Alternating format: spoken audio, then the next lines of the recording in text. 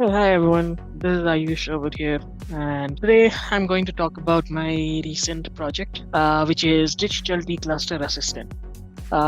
It's an intelligent agent that understands your email, organizes them, and helps you take the needed action effortlessly. So let's dive into it. What is the actual problem statement and what we are actually trying to solve? So the problem statement, right? So we all live our lives in inbox, most of us, or almost all of us. The critical tasks, our invoices, our reminders, bills, dues, deadlines, everything comes through email. But we use the same email to sign up a lot of different things. We do newsletters, do promotions, travel, ticketing, everything, right? And our important mails often get buried under all of those newsletters and promotions. uh, I wanted something that think like I think and not just keyword match. So that's when the digital decluster assistant comes into play. Even in my mail, I have about 1200 emails, and a lot of these are important. Why is this an agentic solution, right? That is because problem needs reasoning.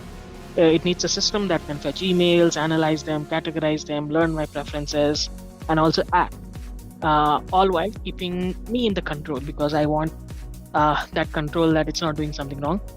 So I want that control, and it has to act. It has to probably create tasks for me, create calendar invites for me, and all of those stuff, right?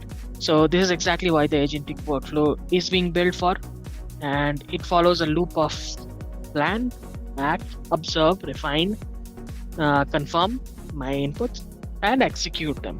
So that's how the whole agentic loop works.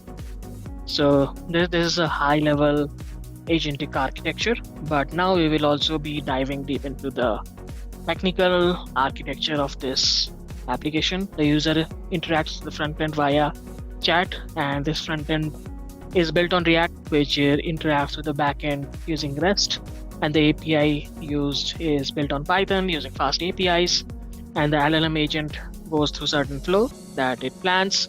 It does the based on the user input. It does the tool selection and execution. Then it forms a proposal, which is the intermediate proposal. The user confirms, or it gives a feedback. If it gives a feedback, it goes back to a feedback loop. When it comes to the tool selection and execution, it has Gmail custom tool, which is a custom API built in the backend itself, which can fetch my emails, which can delete my emails, or even archive them. For the tags, it goes to my Notion MCP server. We have a JSON file, which is basically my preference store, where you can do a lookup for my preferences and even save my preferences. And you can see this is the React front end UI, the declutter assistant. So here I can give it some inputs saying check my mails from last 2 days, and I give the input, and it will take a few seconds time to get my emails from Gmail and categorize and present it over here.